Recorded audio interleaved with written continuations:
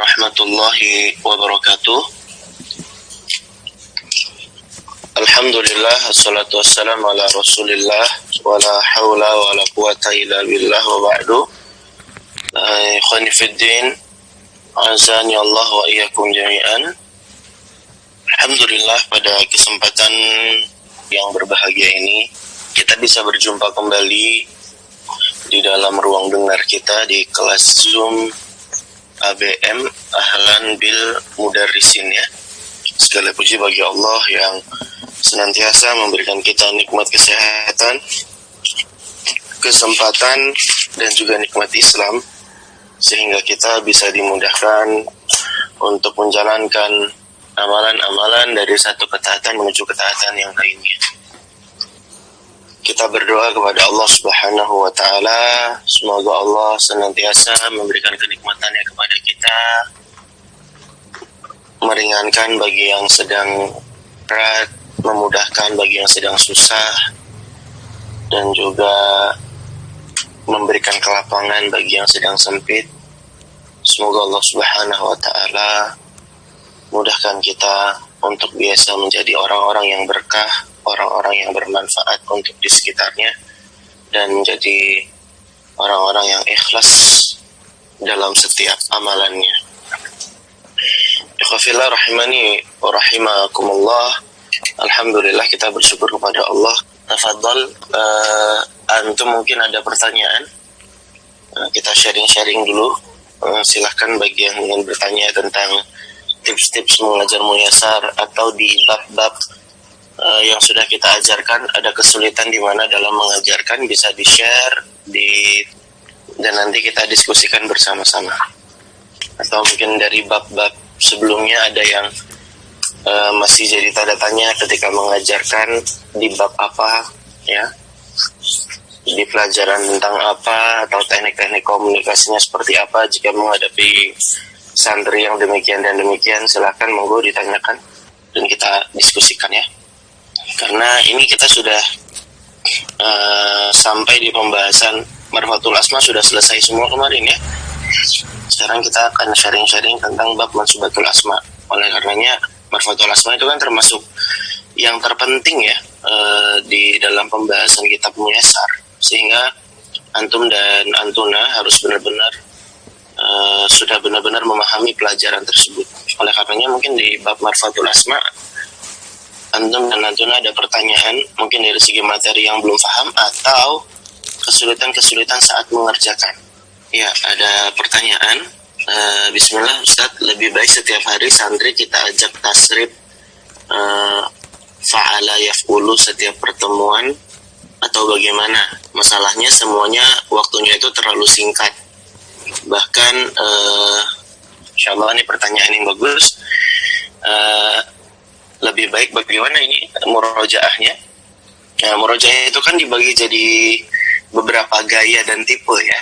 Ada yang murojaah itu sistemnya di awal gitu ya. Sistemnya di awal dan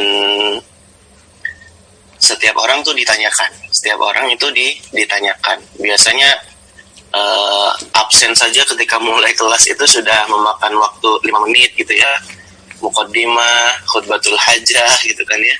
Kemudian tanya kabar, itu saja sudah 5 menit. Belum lagi dipakai untuk murojaah. Murojaah itu kalau materinya banyak bisa jadi lebih lama murojaahnya ya. Tapi masalahnya murojaah itu penting untuk mengulang pelajaran yang sebelumnya. Termasuk juga murojaah tasrif fi'il gitu ya. Murojaah tasrif fi'il. Tapi masalahnya untuk murojaah ini pun butuh waktu yang lama ya. Dan ini sebenarnya relatif ya, subjektif, tergantung dengan kelas dan pengajarnya bagaimana dalam menyikapinya. Kalau misalnya teman-teman itu dalam mentasrif itu dia kira-kira santrinya sudah paham semua, ya cukup sekedarnya saja, tidak perlu menjadikan perhatian yang berlebih dalam hal tasrif itu gitu. Tapi kalau misalnya emang lemah sekali di hafalan tasrif, nah itu yang harus jadi poin pokok kita di bab murojaah ya. Jadi kita benar-benar mengusahakan supaya titik-titik terlemah yang dimiliki oleh santri dan santriwati kita itu bisa kita fokuskan sehingga titik-titik lemah itu bisa kita perbaiki. Nah, kalau untuk tasrif sendiri, murojaahnya pun nggak mesti selalu di awal waktu. Ya, untuk menyiasatinya, ketika kita lagi bahas materi pelajaran yang berikutnya di hari tersebut, misalnya kita berjumpa dengan fi'il nih, misalnya kita berjumpa dengan contoh kata fi'il. Nah, ketika di tengah-tengah pelajaran diselingi dengan murojaah juga nggak apa-apa gitu. Jadi bisa disiasati demikian. Ada banyak tips-tips dalam manajemen waktu ketika kita berada di kelas. Yang pertama, antum nggak perlu absen. Nggak perlu absen yang tipe-tipe klasikal, panggil orangnya, angkat tangan gitu kan ya. Nggak perlu.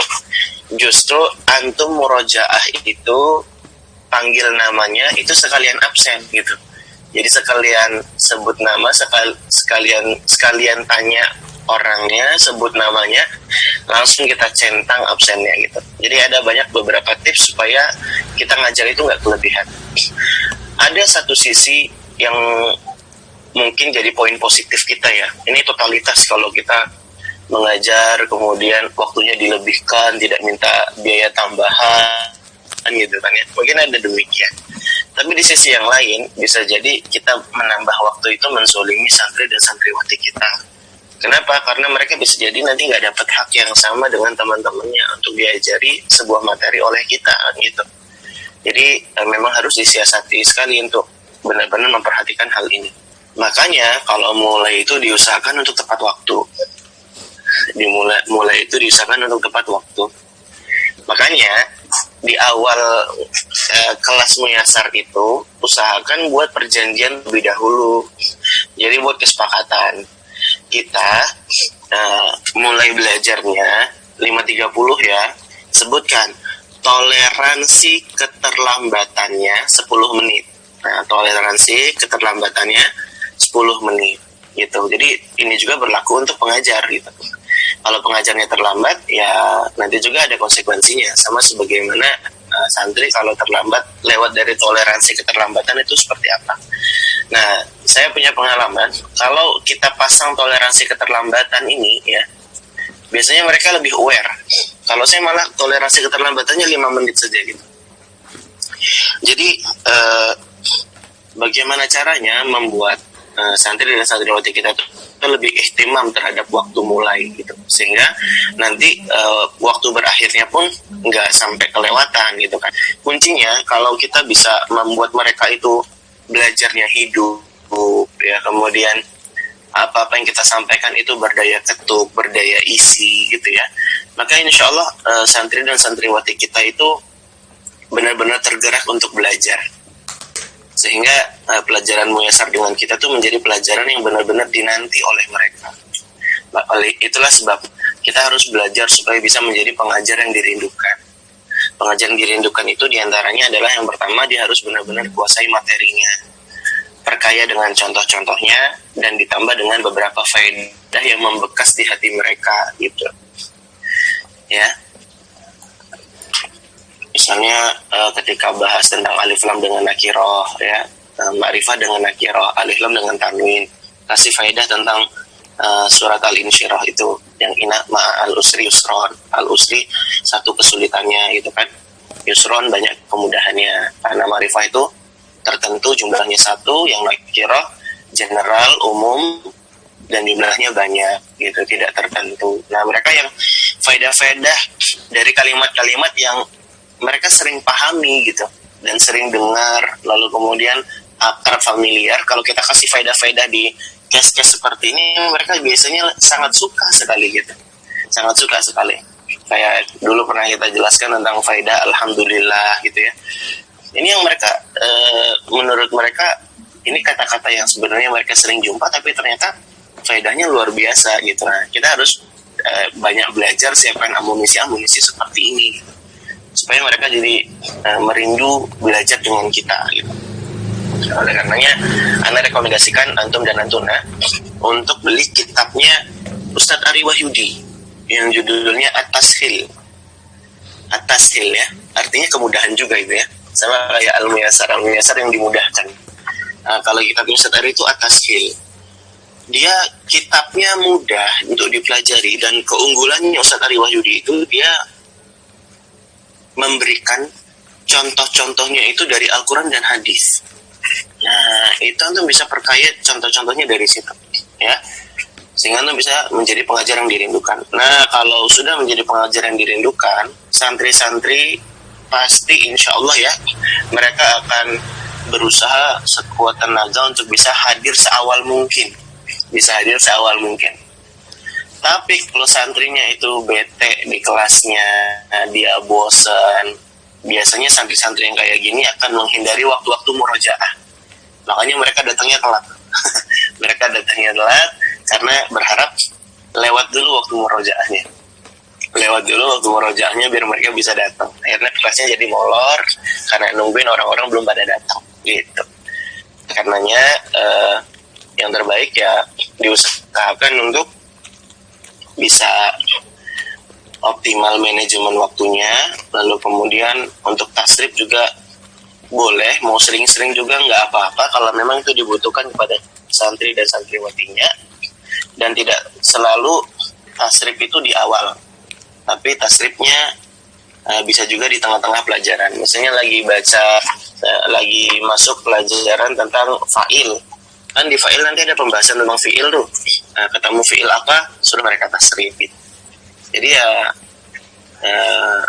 penting ya, nggak bisa ditinggalkan, tapi dilihat sebutuh apa untuk mengintenskan pengulangan tasrif tersebut. Kecuali kalau lagi belajar mukhtarat atau al-kafi ya, yang memang setiap hari ketemu wazan yang baru. Nah, kalau ini memang harus selalu diulang-ulang karena kuncinya tasrif kan ya menghafal wazan-wazan itu. Wallahu ta'ala a'lam. Kemudian pertanyaan yang berikutnya, Afwan Ustadz, bagaimana urutan yang pas untuk memahamkan materi tasrif? Karena berdasarkan pengalaman banyak yang hafal wazan tapi tidak memahami makna dan penggunaan masing-masing wazannya pada jumlah ataupun ketika membaca. Iya, karena memang menghafal tanpa memahami itu memberikan kehampaan ya. Oleh karenanya memang sebaiknya kalau kita mengajarkan wazan-wazan itu disertai dengan makna-maknanya, disertai dengan makna dari pola-polanya gitu ya. Kalau af'ala itu apa maknanya, kalau fa'ala itu apa maknanya, kalau fa'ala itu apa maknanya ya. Oh, itu fi'il muta'addi. Jadi kalau wazan-wazan yang seperti itu pasti dia butuh objek misalnya gitu. Maknanya jadi kan gitu ya. Imbuhan di awal dan imbuhan kan di akhirnya. Kalau fi'il lazim berarti fi'il yang nggak butuh objek. Wazannya apa aja? Infa'ala, ifta'ala. Oh, kalau tafa'ala maknanya saling misalnya gitu ya. Lalu kemudian apa lagi? Kalau fa'ula ya, nah ini dia fi'il tapi maknanya seperti kata sifat kan gitu. Nah memang harus difahamkan santri dan santriwati kita terkait ini ya, tentang tasrif-tasrif seperti ini gitu. Dan sebenarnya kuncinya itu lebih ke sering membaca kitab sih sebenarnya. Kalau untuk memahamkan materi-materi tasrif dari segi makna itu, karena nanti masalah kita dalam membaca kitab itu kan ini ya, kendala kita sebagai santri dan santriwati, kita itu kesulitan menggabungkan semua materi-materi yang sudah kita pelajari dengan bagaimana membaca kitab secara lancar gitu. Jadi ketika kita berjumpa dengan kalimat-kalimat Arab gundul tuh kita biasanya mikir dulu nih, ini yang mana ya, ini teorinya yang mana ya gitu. Karena kita memang gaya belajarnya terbalik ini. Kita belajarnya itu bukan dengan metode gaya bahasa ibu gitu. Jadi kita belajar teori dulu, karena minusnya belajar teori dulu itu adalah kita nanti jadi banyak berpikir ketika membaca dan banyak berpikir ketika mau ngomong. Itu dia masalahnya. Berbeda kalau yang belajarnya dengan Arabiah Baina Yadik, Arabiah Linasyiin, Durusulullah, ataupun kitab silsilah misalnya gitu ya. Mereka biasanya kalau baca itu lancar gitu, karena sudah sering terbiasa berjumpa dengan kalimat-kalimat yang seperti itu gitu. Jadinya bacanya itu lancar. Tapi terkadang minusnya mereka adalah ketika ditanya teorinya apa, mereka jadi kurang paham. Sama seperti orang-orang Arab sendiri. Orang Arab sendiri tuh kadang-kadang mereka malah merasa berat kalau disuruh untuk belajar nahwu gitu. Kata mereka tuh nahwu pelajaran yang sulit itu. Nah, ini kata orang Arabnya sendiri ya. Pelajaran nahwu itu pelajaran yang paling sulit. Itu kata mereka. Ya ibarat kita lah, orang Indonesia merasa paling susah kalau ujian nasional pelajaran bahasa Indonesia gitu ya. Ada aja salahnya. Susah banget gitu ya. Ya gitu, orang Arab apalagi mereka udah banyak terkontaminasi dengan bahasa Arab Amiyah ya. Sehingga dari kata-kata fusha itu ya sudah mulai ditinggalkan oleh mereka gitu. Bahkan ada loh orang Arab sendiri yang dia nggak paham fusha gitu. Ada. Karena udah terbiasa bahasa Amiyah, bahasa Arab Arab. Ya meskipun ya ada pendapat yang menyebutkan bahasa Amiyah itu sebenarnya serapan dari bahasa Arab Fusha. Jadi dia merupakan serapan. Misalnya aina jadi fain, fa'aina gitu kan. Aina jadi fain. Itu Amiyah tuh. Aina jadi fain. Terus kalau pergi kan lahaba ya. Kalau di Amiyah jadi ruh enta. Anta jadi enta. Dan banyak lagi kosakata yang lainnya.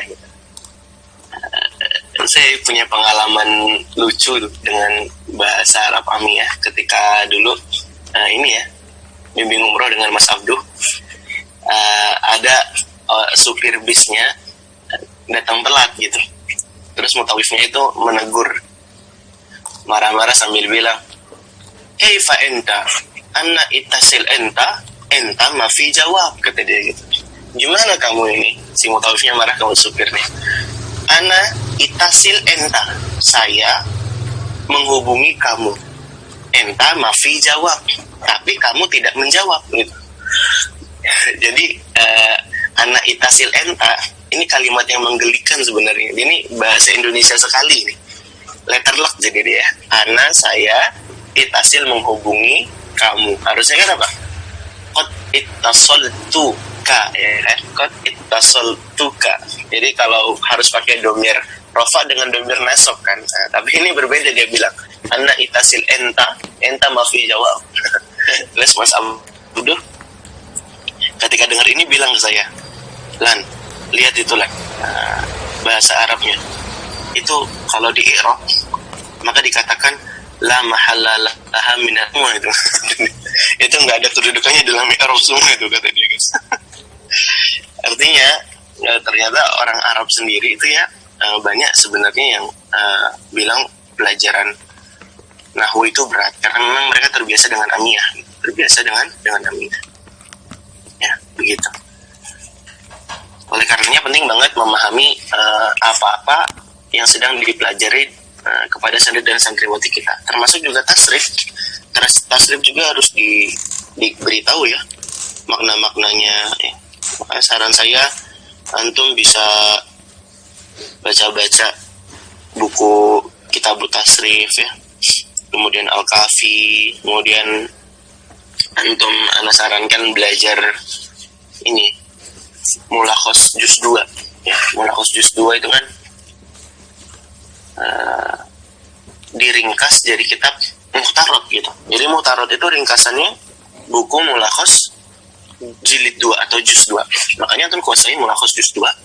Nanti insya Allah lebih paham ketika mengajarkan Mukhtarot atau Al-Kafi kepada santri dan santri kita.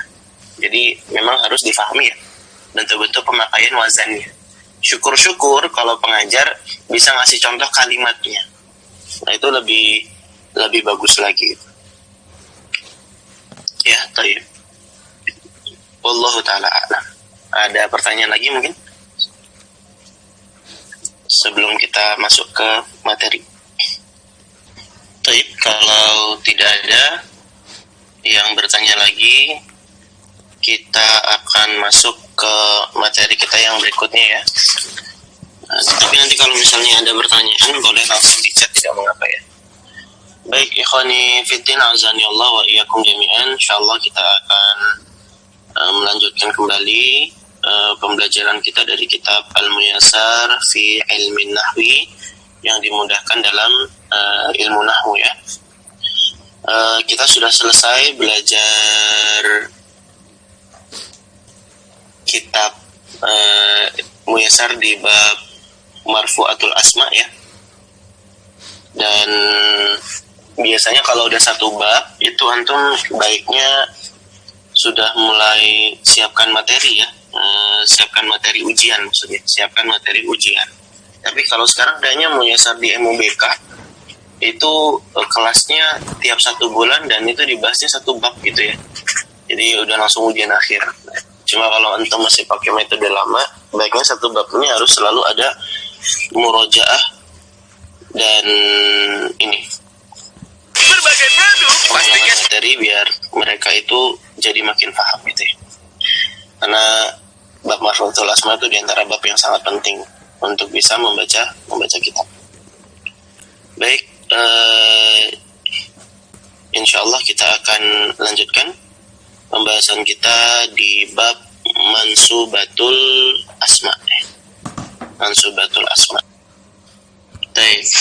Bismillah, alhamdulillah, salatu wassalamu ala rasulillah, wala hawla wala quwata illa billah, wa ba'du. Ikhwafillah rahimani wa rahimakumullah. Insyaallah kita akan melanjutkan kembali pembelajaran kita dari kitab Al-Muyassar fi Ilmin Nahwi ya. Kita kemarin sudah menyelesaikan pelajaran tentang Marfu'atul Asma ya. Paling kita belum membahasnya itu di pembahasan ini ya, isim-isim ma'rifah belum ya. Kita ke isim-isim ma'rifah dulu sebelum kita masuk ke Mansubatul Asma. Baik. Kita bahas tentang anwa'ul ma'rifah. Qala al-muallifu hafizahullah taala, berkata penulis di sini, anwa'ul ma'rifah, macam-macam isim ma'rifah. Antum jelaskan tentang pembahasan isim-isim ma'rifah di sini. Ana lebih senang sebenarnya isim ma'rifah ini diajarkannya ketika membahas mubtada khobar ya. Tapi mungkin penulis di sini meletakkan anwa'ul ma'rifah di sini supaya pembaca itu belajarnya bertahap. Mungkin seperti itu ya, supaya pembaca itu belajarnya bertahap. Jadi ketika mengajarkan mubtada itu ya menyebutkan isim ma'rifahnya cuma sekedarnya saja gitu. Paling isim isyarah, kemudian nama orang, dan juga isim yang diawali oleh alif lam gitu kan. Nah, cuma kayaknya kurang komprehensif saja memahaminya gitu. Makanya saya biasanya isim ma'rifah ini, isim-isim ma'rifah ini saya langsung tambahkan faedahnya ketika ngajar mubtada khobar ya. Anwa'ul ma'rifah, macam-macam isim ma'rifah kita jelaskan ada 7 ya. Pertama ad-dhamir, yang kedua al-alam yaitu nama, yang ketiga isim isyarah, yang keempat isim mausul, kelima yang di ta'rif dengan alif lam, yang keenam mudhof dengan sesuatu yang sudah disebutkan sebelumnya. Jadi bisa mudhof ke dhamir, bisa mudhof ke nama, bisa mudhof ke isim isyarah, bisa idhofah ke isim mausul, bisa idhofah ke alif lam. Jadi kalau yang bilang mudhof ilaih itu adalah selalu ma'rifah, itu pernyataan yang keliru dan salah. Soalnya idhofah atau mudhof ilaih itu nggak selalu ke isim ma'rifah. Bisa juga idhofah atau mudhof itu disandarkan ke mudhof ilaihnya yang merupakan isim nakirah. Apa bedanya mudhof ilaih kalau dia diidhofahkan ke isim yang nakirah? Maka dia ini dia memberikan makna yufidu taksis, memberikan makna keumuman, bukan taksis apa, kekhususan, memberikan makna kekhususan. Misalnya Anda bilang siyabu ar-rajuli. Siyabu ar-rajuli. Pakaian laki-laki itu. Kalau Anda bilang siyabu ar-rajuli, berarti Anda bilang pakaian laki-laki itu. Laki-lakinya Anda tunjuk. Itu laki-laki itu. Pakaian milik laki-laki itu. Dia kalau mudah-mudah filah yang kita kenal kan bisa disisipi dengan 3 makna ya. Dari milik di gitu kan. Pakaian milik laki-laki itu. Tapi kalau Anda bilangnya siyabu rajulin, maka maknanya jadi apa? Pakaian jenis laki-laki. Pakaian khusus untuk jenisnya laki-laki. Jadi kan pakaian dari segi jenisnya dibagi jadi 2 ya. Dari segi kekhususannya ada pakaian untuk laki-laki, ada pakaian untuk perempuan gitu. Sehingga kalau Anda sebutnya dengan isim nakirah, mudhof ilaihnya, berarti ini yufidu taksis. Dan mudhofnya ini dia bukan isim ma'rifah gitu. Karena dia tidak diidofahkan kepada isim yang ma'rifah. Tapi dia statusnya apa? Isim nakirah. Karena dia idofahnya ke isim nakirah. Paham ya? Ya gitu. Jadi kalau dibilang semua mudhof ilaih itu yufidu ta'rif, maka itu kurang tepat. Lalu yang ketujuh ada munada al-maksud. Munada yang dimaksudkan. Nah ini isim ma'rifah ini mulai dari nomor urut pertama sampai ke bawah ini menunjukkan derajat kemakrifahannya. Menunjukkan derajat kemakrifahannya. Jadi domir itu paling makrifah daripada nama, daripada isim isyarah, daripada isim mausul, daripada yang dengan alif lam ataupun mudhof ataupun munada al-maksud. Jadi nomor 1 ini nomor urut pertama. Kenapa? Soalnya kalau kita lagi ngomong kata ganti orang, itu lebih tertentu dan lebih spesifik. Kan ma'rifah itu kan ini ya, bicara tentang kespesifikan yang muayyan, tertentu dan benar-benar tertain gitu.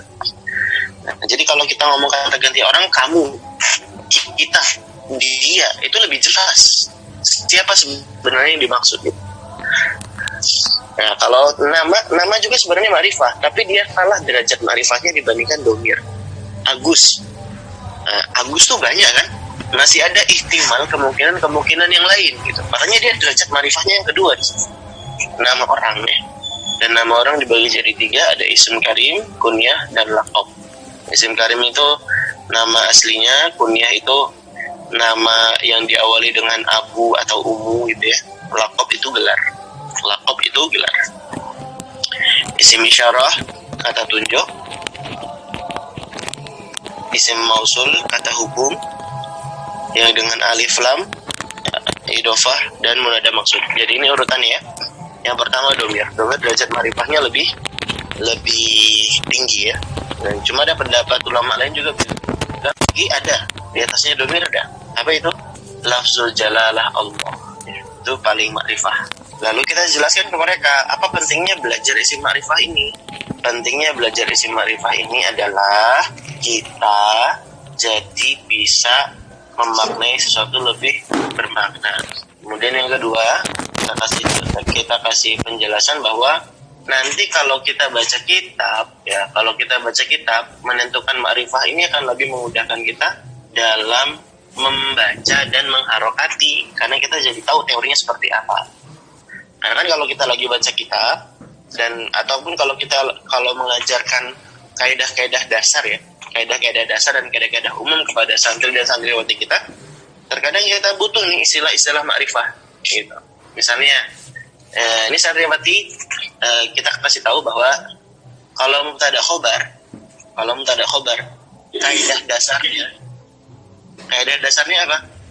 Terdiri dari 2 kata, ma'rifah dengan nakirah. Oke? Ma'rifah dengan nakirah. Kalau kita lagi bilang mudhof ilaih yang pada umumnya ya, yang pada dasarnya, maka kaidahnya apa?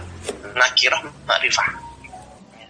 Sifat atau nah ini kan ketika menjelaskan kaidah-kaidah sederhana seperti ini kan kita jadi memakai istilah ma'rifah dengan nakirah gitu. Sama nanti ketika kita belajar tentang bab hal ya, membedakan hal dengan sifat. Ini juga kita akan belajar istilah ma'rifah dan masalah isim nakirah. Ja'a al-waladu yabki. Ja'a waladun yabki. Ja'a al-waladu yabki artinya telah datang apa itu? Anak laki-laki dalam keadaan menangis. Karena kaidahnya kalau ada jumlah terletak setelah isim ma'rifah, ya, maka dia hal.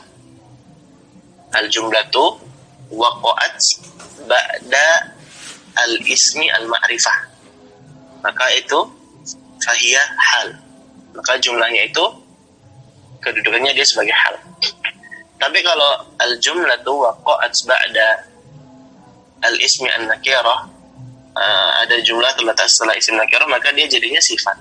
Ja'a waladun yabki, telah datang anak laki-laki yang suka menangis. Nah, kita jelaskan kepada mereka pentingnya belajar isim ma'rifah ini untuk memudahkan kita memahami pelajaran-pelajaran kita yang berikutnya. Bahkan memudahkan kita untuk bagaimana nantinya membaca kitab. Nah, kalau kita mengajar dengan taklil, dengan alasan, dengan pemahaman, insya Allah anak-anak didik kita jadi lebih paham. Ini pula yang sudah diterapkan oleh Luqman Al-Hakim ketika melarang perbuatan syirik. Luqman Al-Hakim sebutkan alasan dan taklilnya apa. Ya bunaya la tusyrik billah inna syirka la dzulmun adzim. Wahai nak, jangan berbuat kesyirikan karena apa alasannya? Sesungguhnya kesyirikan itu merupakan kezaliman yang paling besar. Dan ini taklil atau alasannya. Oleh karenanya dalam mengajar, menyampaikan nasihat, kalau kita belajar dari Luqman Al-Hakim, kaidahnya supaya pesan dan nasihat itu cepat sampai harus dua hal dikerjakan. Yang pertama, sentuh akalnya. Makanya dengan alasan-alasan. Yang kedua, kalau ingin nasihat itu cepat sampai, sentuh perasaannya. Makanya Luqman itu menyapa dulu sebelum memberikan nasihat. Ya bunaya, wahai anakku. Bunaya itu kan isim tasghir ya, dari ibnun. Ketambahan ya mutakalim jadinya bunaya. Dan di mulakhas dijelaskan makna isim tasghir itu adalah untuk ya bunaya, maknanya adalah di makna tadlil, untuk memberikan makna keakraban. Jadi menunjukkan bahwa ini bentuk sayang, bentuk dekat, bentuk akrab ya. Maka disapa dengan ya bunaya. Makanya ini adalah metode dari para orang-orang soleh, para nabi bahkan ya, menyapa anaknya dengan ya bunaya. Nabi siapa? Nabi Ibrahim mengatakan apa? Ya bunaya ini arafil manam ani atbahuk fanzur mada tara. Nabi Yakub ketika bilang kepada Nabi Yusuf, ya bunaya la taksus ruqyaka. Wahai nak, jangan kau ceritakan apa mimpi-mimpimu kepada saudara-saudara. Nabi siapa lagi? Nabi Nuh ketika ngajak anaknya naik kapal, ya bunaya irkam ma'ana wala takum ma'al kafirin. Ayo naik bersama kamu, naik kapal ini, jangan kamu bersama orang-orang yang kafir. Ini nabi-nabi saya pakai ya bunaya. Artinya apa? Ya bunaya itu maknanya adalah menunjukkan kedekatan. Makanya kalau menyampaikan nasihat itu sentuh dulu perasaan. Sama seperti kita jadi pengajar muyasar juga, terkadang gaya komunikasi kita biasa-biasa saja gitu ya, gaya pembawaannya normal-normal saja. Tapi karena memang kita sudah mendapatkan hatinya si santri dan santriwati kita gitu ya, kita sering kasih hadiah misalnya, kalau mereka bisa jawab diapresiasi gitu ya, mereka hatinya sudah tertambat dengan kita. Maka meskipun gaya komunikasinya biasa-biasa saja, insya Allah anak-anak jadi lebih paham dan lebih mudah disampaikan nilai-nilai kepada. Sentuh perasaannya dan sentuh akalnya ya. Baik. Ini kenapa jadi ngomongin ini ya? Kita bahas apa tadi ya? Ya bunaya Luqman Al-Hakim sebutkan alasan. Oh ini kita tadi membahas tentang apa? Ketika mengajarkan isim ma'rifah itu sebutkan alasannya. Kenapa sih kita harus perlu belajar isim ma'rifah? Baik, berikutnya kita akan masuk ke mantul asma ya. Isim-isim yang nasab ya. Kita akan membahas tentang isim-isim yang nasab. Nasab itu kita jelaskan juga maknanya apa sih nasab itu. Nasab itu artinya beramal atau melakukan sebuah perbuatan. dan berkaitan dengan sifat yang berlelah-lelah. Makanya dikatakan di dalam Al-Quran, fa idza faraghta fansab, ya. Jika engkau telah selesai dengan satu urusan, maka kerjakanlah urusan yang lain, gitu kan. Artinya apa? Fansab di sini maknanya apa? Beramal, berlelah-lelah, berbuat, bertindak, gitu ya.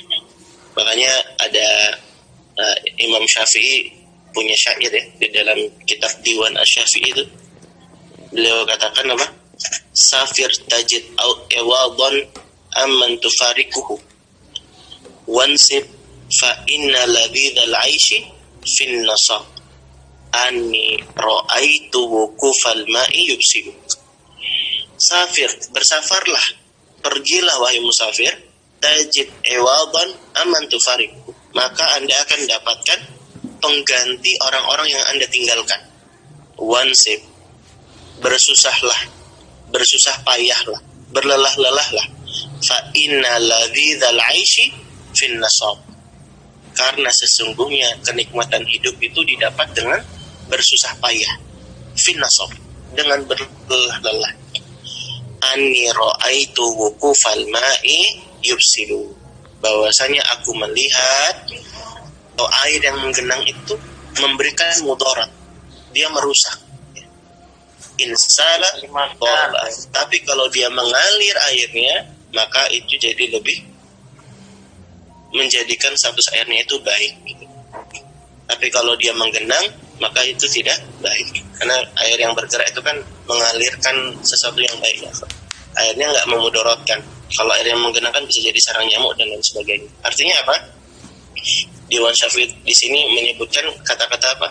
Fin nasab, bersusah payah, berlelah-lelah. Maka ini maknanya demikian. Nah, kita sebutkan faedah ini kepada anak didik kita supaya mereka tahu maknanya nasab itu apa sih. Supaya mereka tahu maknanya nasab itu apa sih. Ya. Dan tanda utamanya nasab itu apa? Fathah, kan ya. Tanda utamanya nasab itu fathah. Fathah itu artinya terbuka. Maksudnya apa? Kalau kita sudah bersusah payah, kalau kita sudah berlelah-lelah, maka insya Allah kita akan mendapatkan jalan yang terbuka. Sesulit apapun problem hidup yang kita hadapi, kita akan mendapatkan solusinya dari Allah Subhanahu wa Ta'ala selagi kita mau berusaha. Itu hikmahnya dari asal kata nasab, ya, yang dikaitkan dengan fathah. Makanya kita sampaikan ke mereka bahwa sehebat-hebatnya kita ini fakir di hadapan Allah Subhanahu wa Ta'ala, dan selemah-lemahnya kita ini punya Allah yang maha kuat, yang maha perkasa, yang akan memberikan kemudahan dan pertolongan kepada kita selagi kita mau banyak berdoa dan berusaha. Maka bersusah payahlah juga dalam belajar muyasar, gitu ya, dikaitkan dengan materi muyasar ya, supaya kita makin dimudahkan oleh Allah Subhanahu wa Ta'ala. Sesulit apapun kita belajar muyasar, ada Allah yang maha memudahkan, ada Allah yang maha membuka, ada Allah yang maha memberi petunjuk, dan kita minta pertolongan kepada Allah. Semoga Allah mudahkan kita belajar Mansubatul Asma, karena Mansubatul Asma itu adalah materi yang paling sulit di kitab muyasar. Oleh karenanya teman-teman harus perhatian dari setiap poin demi poinnya yang ada di bab Mansubatul Asma ini, karena kita sedang mencapai titik-titik puncaknya kesulitan belajar muyasar, ya. Baru setelah itu kita kasih mukadimah tentang Mansubatul Asma, tentang isim nasab, baru kemudian kita masuk ke pembahasan isim-isim yang nasab, Mansubatul Asma. Ada berapa? Ada 13 ya. Ada 12 ya. Ada 12. Maf'ul bi, maf'ul fi, al-maf'ul li ajli, maf'ul mutlaq, maf'ul ma'ah, hal, tamyiz, al-mustasna, khobar kana, isim inna, munada, dan tawabi. Antum dan antuna dari materi-materi Mansubatul Asma ini sudah memahami belum semuanya? Mungkin ada pertanyaan tentang materi apa yang sulit di bab ini. Kalau maf'ul bih kan ini ya, objek ya, objek. Insya Allah paham semua ya. Objek itu ada yang zahir, ada yang domir. Maksudnya ada yang dia berupa kata tersendiri yang dia kelihatan dan nampak, ada juga yang maf'ul bihnya berupa domir atau kata ganti orang. Lalu setelahnya itu kita jelaskan susunan maf'ul bih gitu ya, susunan maf'ul bih yang ada 6 di kitab punya Sabtu ya. Susunannya gimana aja tuh? Fi'il, fa'il, maf'ul bih gitu kan ya. Yang fi'il, maf'ul bih, fa'il gitu ya. Menjelaskan ke mereka maf'ul bih itu nggak selalu di belakang, objek itu nggak selalu di belakang, bisa juga dia terletak sebelum fa'il, sebelum pelakunya. Bisa juga disambung-sambung gitu kan ya, fi'il sambung dengan maf'ul bih, fi'ilnya disambung dengan fa'il, maf'ul bihnya terpisah. Itu macam-macam nih bisa antum jelaskan ya. Dan maf'ul bih juga bisa terletak di awal. Nah, ini kita bisa kasih faedah tentang tauhid ya. Iyyaka na'budu wa iyyaka nasta'in. Di sini maf'ul bihnya itu dikedepankan. Maf'ul bihnya dikedepankan memberikan apa? Yufidul hasr. Yufidul hasr. Antum menjelaskan bahwa ayat iyyaka na'budu wa iyyaka nasta'in itu adalah ayat yang sangat berharga, ayat yang sangat berfaedah ya. Kenapa? Karena Ibnul Qayyim saja sampai menulis kitab Madarijus Salikin tebalnya 3 jilid hanya sekedar membahas dan membedah ayat iyyaka na'budu wa iyyaka nasta'in, bukan ya? Kita nggak akan bisa beribadah kecuali dengan pertolongan Allah. Makanya kita belajar muyasar ini jangan lupa untuk minta tolong sama Allah. Jadi diingatkan terus kepada santri dan santriwati kita supaya mereka benar-benar bersandar kepada Allah Subhanahu wa taala meminta pertolongan. Jadi kalau maf'ul bih, anak kira ini ya, sederhana pembahasannya ya. Jadi membahas tentang fi'il muta'addi yang butuh 1 objek, butuh 2 objek, atau insyaallah sudah paham ya. Dan juga ta'diyatul fi'li al-lazim, menjadikan fi'il lazim menjadi fi'il muta'addi yang caranya ada 3 itu ya. Dengan hamzah, dengan mentasydidkan huruf ain pada kata fa'ala, jadinya fa'ala gitu ya. Atau juga dengan huruf j. Baik. Sebenarnya fi'il muta'addi ada 1 lagi ya, yaitu menambahkan alif pada setelah huruf fa. Fi'il muta'addi 1 lagi itu fa'ala. Fa'ala itu juga fi'il muta'addi ya. Baik. Kemudian yang kedua, pembahasan apa ini? Maf'ul ajlih. Maf'ul ajlih ini ketentuan-ketentuannya saja antum sampaikan, harus selalu masdar dan dia af'alul qulub ya. Perbuatan-perbuatan yang berkaitan dengan hati. Contohnya apa? Darabtu alwalada ta'diban lahu. Aku memukul anak itu ta'diban lahu, dalam rangka pendidikan. Nah, ta'diban ini dia masdar ya, dari kata addaba yu'addibu ta'diban. Lalu kemudian dia af'alul qulub. Dan maf'ul itu bisa dicari dengan menggunakan catatannya mengapa. Surtu aliyan hubban lahu, ali hubban lahu, karena cinta kepada Nabi. Ya, maf'ul fi itu nama lainnya zorof. Ada zorof zaman, ada zorof makan. Yang zorof zaman apa aja nih? Sobahan, gudwatan, bukrotan, masaan, asilan, lailan, naharon, yauman, usbu'an, syahron, sanatan, aman, kornan, seterusnya dan seterusnya ya. Dan kita sampaikan ke mereka bahwa zorof zaman itu adalah keterangan waktu. Keterangan waktu ya. Tarotan, kadang-kadang, sabikon yang telah lalu, saatan, sejam, al-an, sekarang, qobla, sebelum, ba'da, setelah, amsi. Amsi apa artinya? Kemarin. Kalau al-amsi, ketambahan alif lam. Kalau al-amsi, ketambahan alif lam maknanya yang lalu ya. Bukan kemarin, tapi yang lalu. Tapi kalau nggak pakai alif lam, amsi artinya kemarin. Anifan, baru saja. Habis itu harus makan ya. Amama, kudama, kholfa. Nah ini pengajaran muyasar pakai lawakan warisan. Al-kalbu, kholfal babi. Biasanya kalimatnya gitu ya. Anjing itu ada di belakang babi. Bukan, maksudnya anjing itu di belakang pintu. Ini lawakan warisan pengajar muyasar ya. Waro'a di belakang, foko di atas. Bedanya fokus sama Allah itu, kalau foko itu di atasnya tapi nempel. Kalau Allah di atas tapi tidak menempel. Tahta di bawah, yamina di kanan, shimala di kiri, baina di antara, haula di sekitar, inda di sisi, ya dan seterusnya. Dan zorob juga dibagi jadi dua ya. Ada zorob mutasorif, ada zorob goiru mutasorif. Ada zorob yang bisa berubah, berarti zorobnya nggak selalu isim mansub. Ya. Zorobnya nggak selalu isim mansub. Dia bisa juga jadi isim marfu. Berarti dia bisa jadi mubtada, bisa jadi khobar. Itu yang itu yang mutasorif. Contohnya apa? Yaumul Jum'ati, yaumun mubarakun. Dia kata yaum di situ, dia nggak selalu yauman, gitu. Berarti dia nggak maf'ul fi di sini, tapi dia jadi mubtada. Itu zorob yang mutasorif. Kalau zorob yang ghairu mutasorif, yang dia nggak bisa berubah, pokoknya posisinya cuma maf'ul fi, zorob aja gitu. Contohnya qobla, ba'da, inda. Makanya ini selalu zorob. Nah, terus kenapa kok ada qoblu, ada ba'du? Nah, itu sebenarnya ditakhfif. Aslinya apa? Qoblahu sama ba'dahu. Ditakhfif jadi qoblu atau ba'du. Tapi sakjane itu adalah zorob yang ghairu mutasorif. Dia selalu jadi zorob, nggak bisa jadi apapun. Jadi dia mansub terus. Ya keadaannya gini terus, nggak berubah gitu. Kalau nggak ada yang sebenarnya qoblu secara hakiki itu nggak ada. Karena qoblu itu sebenarnya adalah qobla ditambah hu, jadinya qoblu. Paham ya zorob ya? Baik, kemudian maf'ul mutlak. Maf'ul mutlak itu ini ya, masdar juga ya, sama kayak maf'ul li ajli, dia masdar juga,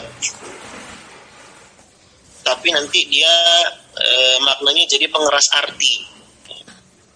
Dorok tuh dorban, aku memukul dengan sebenar-benarnya pukulan, dengan sebenar-benarnya pukulan. Tapi ini bukan af'alul qulub nih. Nah, ini maf'ul mutlak. Bedanya maf'ul mutlak dengan maf'ul li ajli ya. Kalau maf'ul li ajli af'alul qulub dan dia perbuatan hati, bisa ditanya dengan kata mengapa. Tapi kalau maf'ul mutlak tidak, dia memberikan makna penegasan saja, tapi dengan masdar juga. Dan dia dibagi jadi tiga ya. Li ta'kidi al-fi'li li adadihi, menunjukkan bilangannya. Darabtu dorbatan, aku memukul dengan satu pukulan. Atau li nau'ihi, darabtu dorban syadidan, aku memukul dengan pukulan yang sangat keras. Jadi dia diikuti ada na'at, ada sifat setelah masdarnya gitu ya, yang menyifati masdarnya gitu.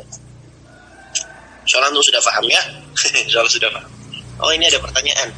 Pertanyaan paling sulit membedakan maf'ul mutlak dengan hal dan tamyiz Ustaz saat baca kitab ya. Sebenarnya kalau maf'ul mutlak dengan hal itu enggak ini ya. Enggak terlalu sulit membedakannya, karena kalau maf'ul mutlak itu kan masdar. Hal itu enggak pakai masdar. Tamyiz juga enggak pakai masdar, ya kan? Yang sulit membedakan itu justru malah hal dengan tamyiz. Yang sulit membedakan itu adalah hal dengan tamyiz. Nah, gimana cara membedakannya? Cara membedakan hal dengan tamyiz. Jadi, kalau hal itu adalah isim mansub yang dia berupa isim mustaq. Ini kaidahnya. Kalau hal itu adalah isim mansub berupa isim mustaq. Contohnya, sholla al-waladu jalisan. Anak laki-laki itu sholat dalam keadaan duduk, ya kan? Jalisan. Jalisan di sini dia memakai wazan isim fa'il kan ya? Jalisan. Nah, isim fa'il itu kan termasuk isim mustaq. Apa saja yang termasuk isim mustaq? Isim fa'il, isim maf'ul, ya. Terus apa lagi? Sifat musyabahah, ya kan? Isim tafdil, sighah mubalaghah. Nah, ini termasuk isim-isim mustaq. Jadi isim itu kan dibagi jadi dua ya. Nah, ada isim mustaq, ada isim apa satu lagi namanya? Isim jamid. Isim apa? Isim jamid. Isim jamid itu dibagi jadi dua. Ada isim zat, ada masdar. Ada masdar. Itulah sebabnya kenapa para ulama itu berpendapat bahwa kalau kita lagi mentasrif, ya, kalau kita mentasrif, asal muasal kata itu sebenarnya bukan fi'il madinya, tapi asal muasal kata itu adalah masdar. Makanya masdar itu kan dari kata sodaro. Sodaro itu kan muncul ya. Masdar itu tempat muncul, tempat bersumbernya gitu. Makanya sebenarnya yang dijadikan inti dalam tasrif itu bukan fi'il madinya, tapi masdarnya sebenarnya gitu. Makanya asal muasalnya itu yang pertama adalah masdar. Itulah sebabnya kenapa masdar itu dimasukkan ke dalam isim jamid. Karena bedanya apa? Jamid dengan mustaq. Isim mustaq itu isim yang punya derivatif ya. Dia ada turunannya gitu. Isim fa'il itu kan turunan, isim maf'ul turunan, isim tafdil turunan, ya, kemudian sifat musyabah itu turunan, isim tafdil turunan semua, isim mustaq itu turunan. Tapi kalau isim jamid, dia asli kayak gitu, nggak ada turunannya gitu. Itu isim jamid. Dibagi jadi dua ya, ada masdar. Karena masdar itu bukan turunan, karena dia sumber dari segala kata dalam tasrif ya, masdar. Dan yang kedua, isim zat. Isim zat itu apa? Isim zat itu emang katanya gitu, nggak punya asal kata dari yang lainnya gitu. Contohnya apa? Kolamun nggak ada, derivatifnya nggak ada, diambil dari kata nggak ada deh. Emang udah katanya kayak gitu. Itu namanya isim zat. Itu namanya isim zat. Malan artinya harta, nggak ada turunannya, nggak ada. Nah itu namanya isim jamid, isim zat yang termasuk isim jamid. Nah cara membedakan hal dengan tamis gimana? Kalau hal dia pakai isim mustaq, sholat al-waladu jalisan, anak laki-laki itu sholat dalam keadaan duduk. Lihat, jalisannya pakai isim mustaq. Tapi beda kalau tamis. Kita lihat contoh tamis. Ana aksaru minka malan. Aku lebih banyak darimu. Apanya? Malan, hartanya. Malan dia isim mansub. Tapi dia mustaq atau jamid? Dia jamid. Maka ini tamis. Gitu kaidahnya. Kaidah dasarnya membedakan hal dengan tamis itu apa? Kalau hal itu isim mansub, dia isim mustaq. Kalau tamis, isim mansub, dia isim jamir. Paham ya? Dan yang kedua bedanya secara makna. Kalau yang hal itu menjelaskan keadaan, oke? Kalau yang tamis itu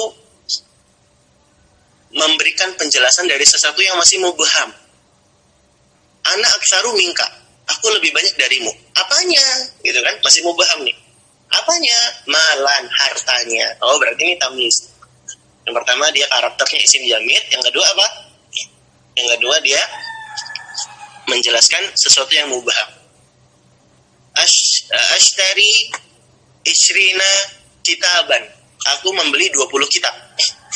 Kalau saya cuma bilang ashtari isrina, aku membeli 20. 20 apa? Mubham kan? Nggak jelas kan?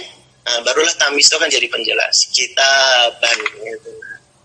Kitaban ini namanya tamis. Kenapa tamis? Karena kitab itu isim jamid.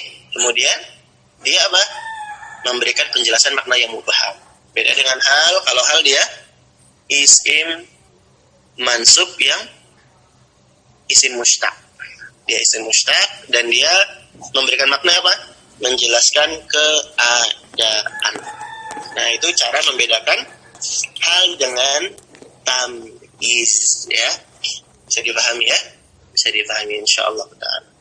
Termasuk juga kalau kita sudah belajar kaidah ini, nanti baca kitab jadi lebih mudah menentukannya. Mana hal, mana tamis gitu ya. Wallahu ta'ala alam, semoga bermanfaat dan berfaedah ya. Dan memudahkan kita jadi baca kitab setelah. Baik. Jadi gitu ya, maf'ul mutlak ya. Maf'ul mutlak sudah kita bahas, cepat saja ya. Kemudian maf'ul ma'ah. Maf'ul ma'ah juga intinya ada waw ma'ahnya ya. Ada waw ma'iyahnya. Saro aliyun wa nahro. Nah, Ali berjalan menyusuri sungai. Di sini kita bilang waw ma'iyah kenapa? Karena enggak setara nih Ali dengan sungai gitu ya. Masa Ali dan sungai berjalan kan nggak pas. Makanya waw di sini bukan waw atof tapi waw ma'iyah. Antum baca catatan ya. Oh iya, adanya huruf Latin di buku Muyasar ini kita sampaikan kepada mereka ini adalah kemudahan dari Allah Subhanahu Wa Taala ya, yang dilakukan oleh penulis di sini. Karena dari kemarin kita apa itu nggak ada huruf Latinnya ya. Sekarang di bab Mansubatul Asma ini dan juga di bab Mafratul Asma beberapa ya ada huruf Latinnya, huruf bahasa Indonesia. Kita sampaikan kabar gembira ini ya buat teman-teman. Itu aja sih faedah dari anak. Ya, kemudian hal tadi sudah sempat kita bahas ya. Hal itu sudah kita bahas. Ada yang halnya itu ya mufrad, ada juga yang murokabah. Mufrad itu yang satu kata isi mustaq itu tadi ya. Kalau yang murokabah ini dia berupa kalimat, berupa susunan gitu. Oke. Terus kaidah-kaidahnya untuk pelajari ya. Ketentuan-ketentuannya insyaallah untuk sudah paham semua ya. Kalau sudah paham semua. Intinya hal itu juga terus mengikuti sahibul halnya ya. Baik. Dan hal isim nakirah ya. Isim nakirah. Dan sahibul halnya harus isim ma'rifah. Itu saja mungkin ya. Tamyiz ya, tamyiz. Tamyiz itu isim yang disebutkan setelah kata-kata yang mubham, liyuwaddihah, untuk menjelaskan dan memperjelas. Ya. Dan tamyiz itu ada yang mumayyiz, itu ada yang malfuz, ada yang malhud ya. Yang malfuz itu apa? Untuk timbangan, untuk takaran, untuk ukuran gitu ya, dan untuk bilangan. Ada juga yang malhud, anak aktsaru min kamalan gitu kan ya. Mumayyiznya malhud. Lalu biasanya kalau tamyiz ini lebih sulitnya bahas adat ma'dudnya sebenarnya ya. Lebih sulitnya bahas apa? Adat ma'dudnya. So ya. Kalau begitu kita cukupkan dulu, semoga bermanfaat. Kita akhiri dengan doa kafaratul majlis. Subhanakallahumma wa bihamdika asyhadu an la ilaha illa anta astaghfiruka wa atubu ilaik. Tetap semangat ikhwan dan akhwat untuk bisa menjadi pengajar muyasar, menjadi penebar kebaikan, dan semoga Allah mudahkan antum menjadi pendakwah yang membuka jalan-jalan hidayah bagi orang-orang yang lainnya. Wassallallahu ala nabiyina wa ala alihi wa sahbihi wasallam wa akhiru da'wana alhamdulillahi rabbil alamin. Wassalamualaikum warahmatullahi wabarakatuh.